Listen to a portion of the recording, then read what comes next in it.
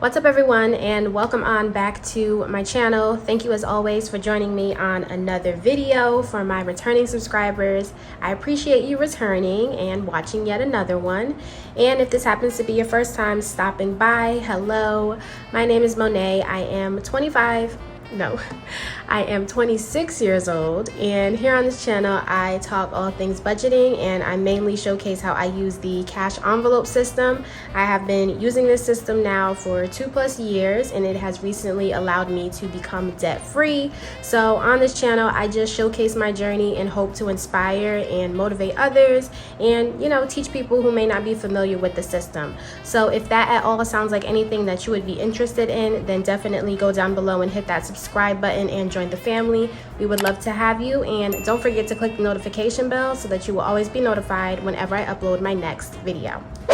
Okay, so with the introduction out of the way, we are going to get into today's video, which we can see is going to be sinking funds. So these are going to be my sinking funds for the month of November. If you aren't familiar, what I like to do with my sinking funds at the end of each month is to track them and document and see how I've been spending them. And it allows me to have a nice fresh setup for the next month and just keep everything in order. So I really do appreciate them, and they really come in handy. Also, if the angle is weird, I am sorry. We are still on the move in terms of my traveling, and I am finally back in New Jersey, you guys. I'm at my best friend's house, and I'm just trying to shoot a video in the midst of all of that. So as always, these sheets I do create myself, and they are available for digital download within my shop. So if you find anything that I've been using helpful, the link for that is always down in my description. I have them available within my Etsy and my website, so you can just print them at home and get started. So when it comes to my sinking funds, the first thing that I like to do is go ahead and list the funds and their starting balances. And to do that, we go ahead and look at my sinking funds from the month before. So this was for October. I'm going to list my funds, and the end balance is going to be my new starting balance for this sheet. So let me go ahead and do that, and then I'll bring you guys back once I am ready.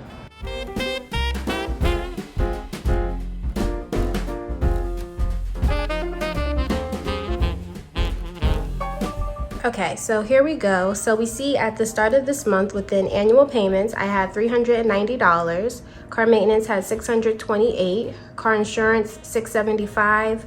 Christmas $835. Gifts had $20. Household $275. Medical $445. Vacation $684. Taxes $8,750. Savings $4,300. So that was a grand total of $17,002 within my sinking funds. So we're just gonna go ahead and list the funds and any transactions related to them, and if I added money or took it out, I would note it here, and then we would also write it up here to get the end balance and make sure that what I have within my envelopes is correct. So let me go ahead and get us set up. All right, so hopefully this looks okay. Let's go ahead and get started. So we like to go in order. So we'll first note anything with annual payment. And I first like to write down any income that I was able to bring in towards this envelope. So for the month, I did bring in $125. And then I also used this envelope this month, and I had to pay for AAA, and that was $104 that I paid for that. So if we go up here and we put added 125, took out 104. So with my calculator, if we started with 390 plus 125 minus 104, I should now be left with $411. So unfortunately, I don't have time to do like a bill swap as I'm under a time crunch, but let's just go ahead and make sure that I have the $411. So we have 100, 200, 250, 270, 290, 310, 330, 350, 370, 390, 400, 5, 6, 7, 8, 9, 10, 11. So $411 is correct, and we can go ahead and put that back in annual payments and set that to the side. All right, next we move on to car maintenance. So for car maintenance, I was able to add money for the month towards this envelope, and I added $20. I did not use anything from this envelope this month, so we can just go ahead and write 20. So if we started with $628 plus 20, I should now have $648 within the envelope. So checking out car maintenance, we have our 500 placeholder, meaning that $500 is in the bank. So that's 600, 20, 40, 45, 46, 47, 48. So that is true, $648. Up next, it is car insurance. We're gonna go ahead and note what I was able to add from this envelope for the month, and that was $130. As I said, I tried to beef this envelope up because I know I have to make a payment on it in December. So if I added $130, I took nothing out. $675 plus $130 means that I should have $805 in the envelope. So car insurance, we have $500 in the bank as well. $600, $700, $750, $770, $790, $800, $5. So yes, $805 in car insurance. Next, it is Christmas. So this was a heavily used envelope this month. I did not want to add any more money to this because I was done with adding money for Christmas, and I went ahead and bought the presents, or at least majority of the presents that I needed. So I did spend $765 for what I have, and if we added nothing, I took out $765. We started with $835 minus $765, so I should have $70 left in my envelope. Here we have Christmas, 20, 40, 60, 70. So that is true. And I just have a few things that I'm gonna pick up when I come back from my travel, and I will be set and ready for Christmas. Next, we move along to gifts. Gifts, I did contribute something to this envelope as well for the month, and that was $15 that I managed to add.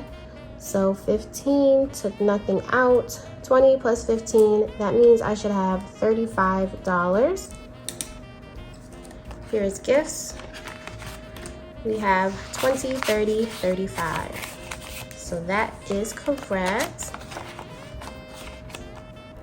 Here it is household. As we know, this is an envelope that I'm not really focusing on, so I did not add and I did not take anything away, so we should still have $275 in there. So here's household, 100, 250, 70, 75. So that is true. And then the same went for medical this month as well. I did not add, I did not take out. So the $445 should also still be in that envelope. So here we have medical, 100, 200, 300, 400, 20, 40, 45. So that is true as well, 445. Now we get to an envelope that I have been using lately. So for vacation, we will first note anything that I added to the envelope. So I did add $150 towards this envelope for the month, but as soon as I put the money in, I also took it right out because, as we know, it was my birthday month and I took a trip to Universal and Disney World. So I did go to Orlando. So I'm just gonna write this as the birthday trip. And from there, I did spend $285. So if we added $150, we took out $285. 684 plus 50 minus 285. That will leave me with $549 within my vacation. So here we have vacation. We have our 500 in the bank, 20, 40, 45, 46, 47, 48, 49. So that is true, $549. All right, so now we're just gonna skip down to savings, since that is the next envelope that I have here. And for savings, we are again on track to have our 5,000 by the end of the year. This month I had a goal of $400 to add to the envelope, and we have successfully done that. So 400, I took nothing out. So 4,300 plus 400 means that I should have 4,700 in that envelope. So here we have savings.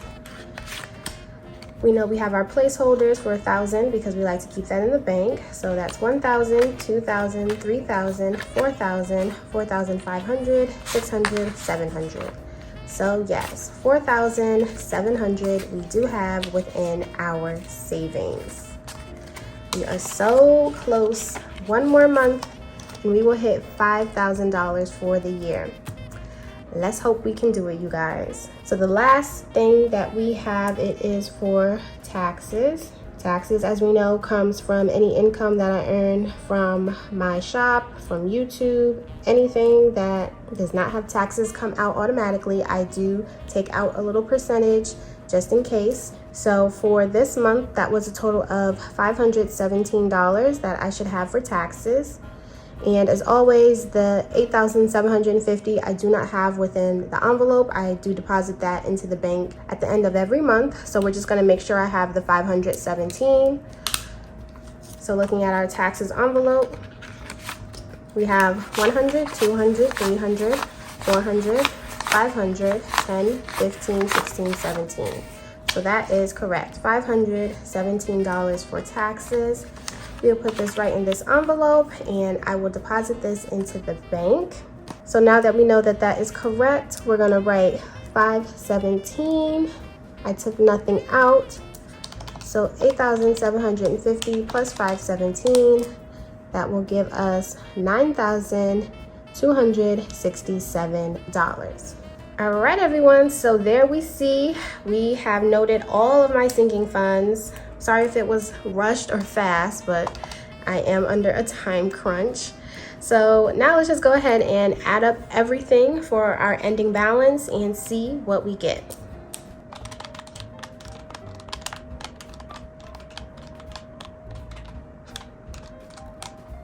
Okay, so that gives me a total of $17,205. So a slight increase from the month before, but again, the main goal is to not have debt. That is always my main goal. So as long as I always break even within my sinking funds and they do what they need to do, I am happy. But as for my sinking fund sheet, that is all I do. And now I am ready to move in for December. So as always, you guys, I just really hope you enjoyed today's video. Let me know how it's going with you guys so far. And also let me know if you have any new goals that you're trying to do for the upcoming year, because that's something I'm still thinking about doing. So leave some suggestions for me or some things that you already are going to do, and I can, think if I want to do that as well. But if you did enjoy the video, don't forget to give it a thumbs up, because that really does help and support the channel, and share this video with anybody that you think is helpful. If you haven't subscribed yet, you're thinking about it, go ahead, hit that subscribe button and join the family. And with all of that, you guys, I will see you all next time in my next video. Bye, guys.